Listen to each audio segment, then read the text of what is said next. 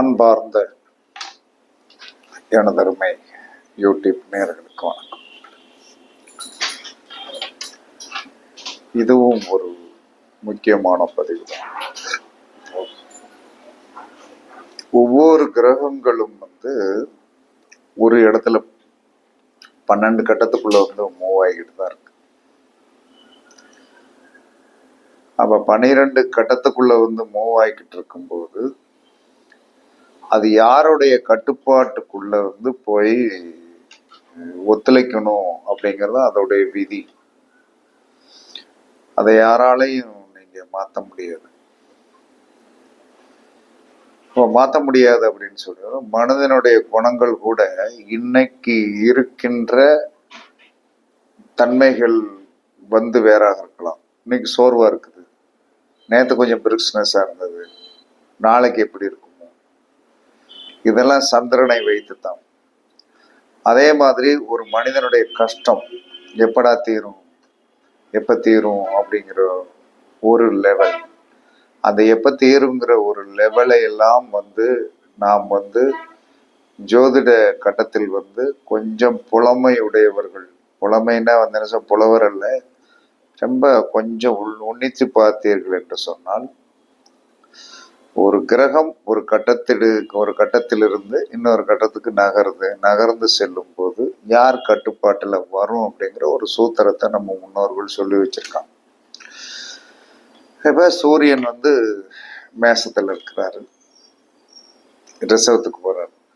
அப்ப அவர் சுக்கிரனுடைய கண்ட்ரோல்ல இருப்பாரு அப்படின்னு எல்லாரும் சொல்லுவாங்க. ஆமா, இப்ப ரிஷபராசி தானையா, வைகாசி மாசம் தானே அப்படின்னு நீங்க சொல்லலாம். இல்லை, இப்ப மிதனத்தில் இருக்கிறார் சூரியன். அப்ப நம்ம என்ன நினைப்போம், புதனுடைய கண்ட்ரோல். அப்படி இல்லை. அப்ப ஒரு கட்டத்துல இருந்து இன்னொரு கட்டத்துக்கு போகும்போது, இப்ப இதுக்கு ஒரு உதாரணம் சொல்றேன். சூரியன் மேசத்திலிருந்து ரிஷபத்திற்கு வருகின்ற நாள்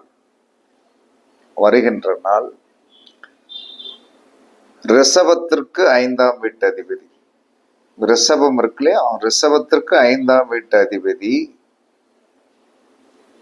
அந்த 5ஆம் வீட்டுக்கு அதிபதி யாரு? புதன். சூரியன் பெயர்ச்சியான நாளில் அந்த புதன் யாருடைய நட்சத்திரத்தில் இருக்கிறாரோ அவருடைய கட்டுப்பாட்டில் தான் சூரியன். லக்கானம் கொடுத்துருவாங்க, அவன் கட்டுப்பாட்டில் தான் இந்த ஒரு மாசம். அவர் அந்த ரிஷப ராசிக்கு சூரியன் அங்க போயிருக்கிறது நிஜம். அதே சமயத்தில் இவர் யாருடைய கட்டுப்பாட்டில் செயல்படுவார், அது இந்த லக்கணத்திற்கு என்ன ஆதிபத்தியம், நல்ல ஆதிபத்தியமா கெட்ட ஆதிபத்தியம்னா ஒரு மாசம் என்ன சொல்லணும், பொறுமையாக இருந்து அடிவு கொடுக்கறதெல்லாம் வாங்கிக்கிடணும். நல்ல ஆதிபத்தியமாக இருந்த அள்ளி அள்ளி கொடுக்குறானா அதை வாங்கிக்கணும். அப்ப நட்பாகில் நன்மை, பகையாகில் தீமை. அப்ப இப்படி எடுத்துக்கிடுங்களேன். இப்ப இதே உதாரண ஜாதகம் தான். சூரியன் ரிஷபத்தில் பெயர்ச்சி ஆகும்போது ரிஷபத்திற்கு 5ஆம் அதிபதி ஆகிய புதன் மிருகசீரிட நட்சத்திரத்தில் 1ஆம் பாதத்தில் இருந்தால் சூரியனுக்கு செவ்வாய் நட்பு.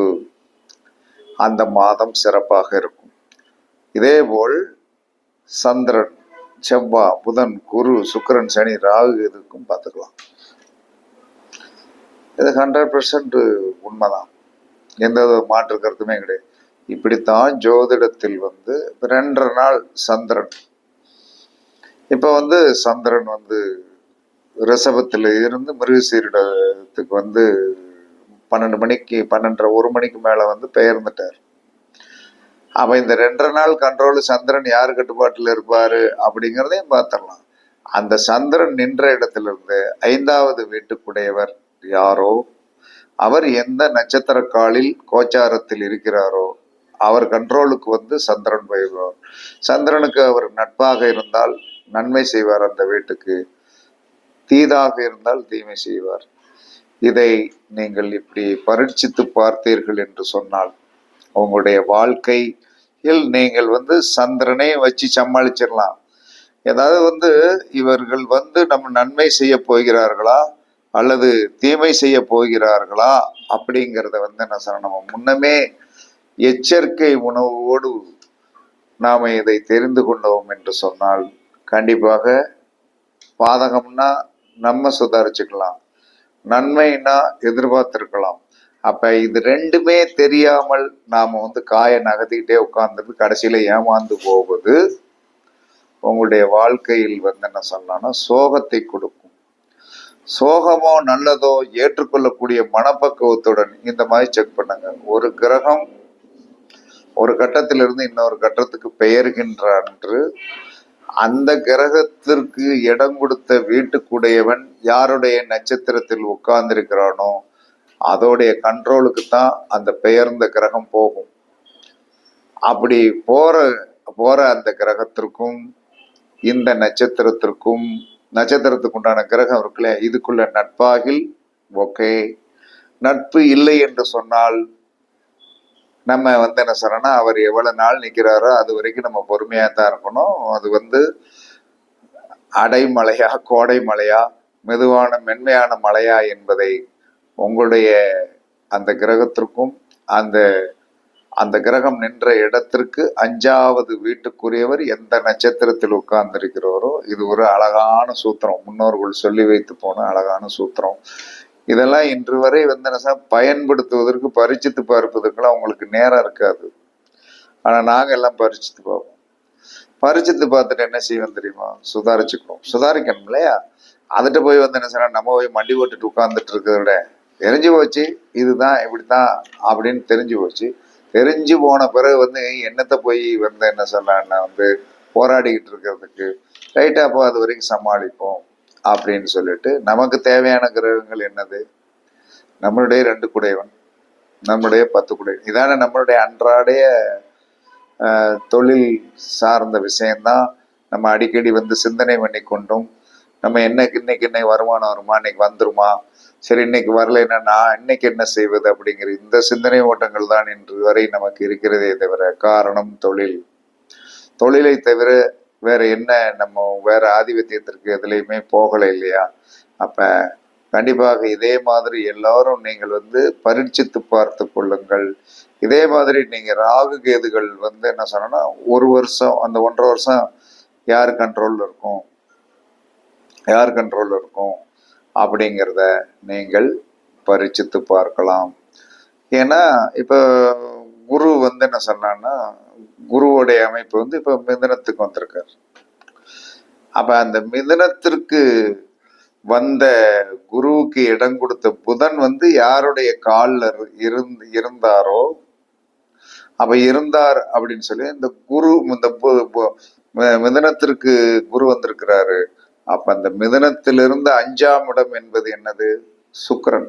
அந்த சுக்கிரன் என்ன சொல்லலாம்னா எந்த நட்சத்திரத்தில் உட்கார்ந்திருக்கிறாரோ அவருக்கும் குருவுக்கும் பகையா நட்பா அப்படிங்கிறத கணக்கு பண்ணணும். சரி, இது வருஷ கிரகமாச்சே, 1 வருஷம் இப்படியே தான் இருக்குமா அப்படின்னா அப்படி கிடையாது.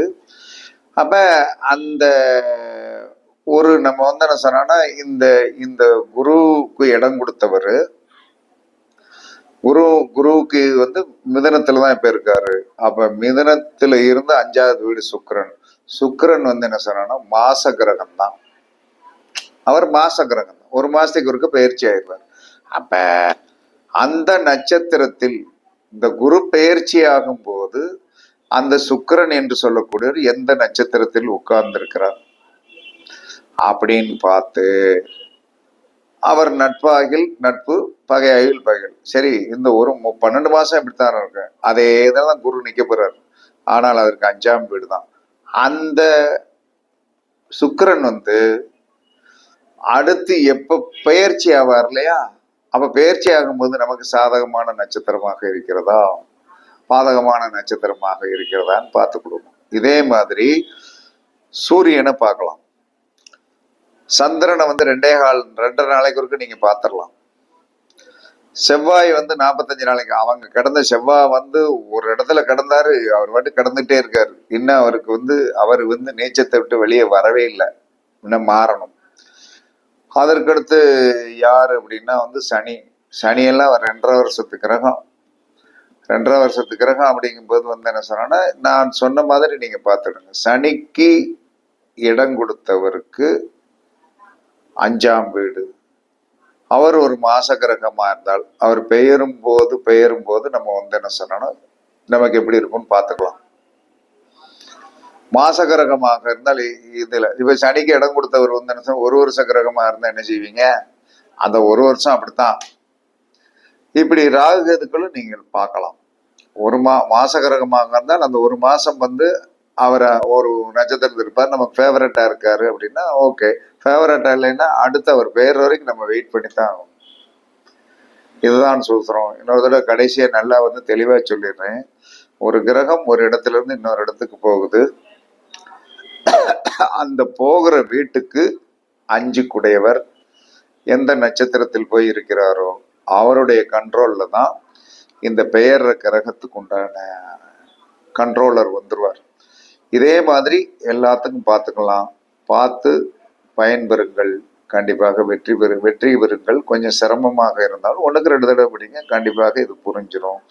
இதை தெரிந்து வைத்துக்கணும். சந்திரனுக்கு நீங்கள் ரெகுலரா பார்த்தா சந்திரன் இப்ப இன்னைக்கு ரிஷபத்தில் இருக்கார். இன்னைக்கு நைட்டோ நாளைக்கோ மிதனத்துக்கு போயிடுவார். அப்ப மிதனத்திலிருந்து என்ன வீடு, 5ஆவது வீடு சுக்கிரன். சுக்கிரன் யாருடைய நட்சத்திரத்தில் இருக்கிறாரோ அந்த 2.5 நாள் என்ன சொல்றாங்கன்னா, சந்திரன் யாருடைய கண்ட்ரோல்ல இருப்பார், சுக்கிரனுக்கு இடம் கொடுத்தவர் யாரோ அந்த கிரகம், அந்த நட்சத்திர கிரகத்திற்கும் சந்திரனுக்கு என்ன ரிலேட்டிவோ, நல்ல ரிலேட்டிவா ஓகே, கெட்ட ரிலேட்டிவா அந்த 2.5 நாள் இப்படித்தான் பாதகமாக இருக்கும் என்று நீங்கள் கணத்துக்கெடுத்து கொள்ள வேண்டும். இது ஜோதிட உண்மை என்று கூறி உங்களிடமிருந்து விடைபெறுவது சிப்பிப்பாறை ஜோதிடர் சாதி ராகவன் ஜெயபாலாஜி. சுகமே சொல்க, சுகமே சொல்க. வாழ்க வளமுடன், வாழ்க வளமுடன். வணக்கம்.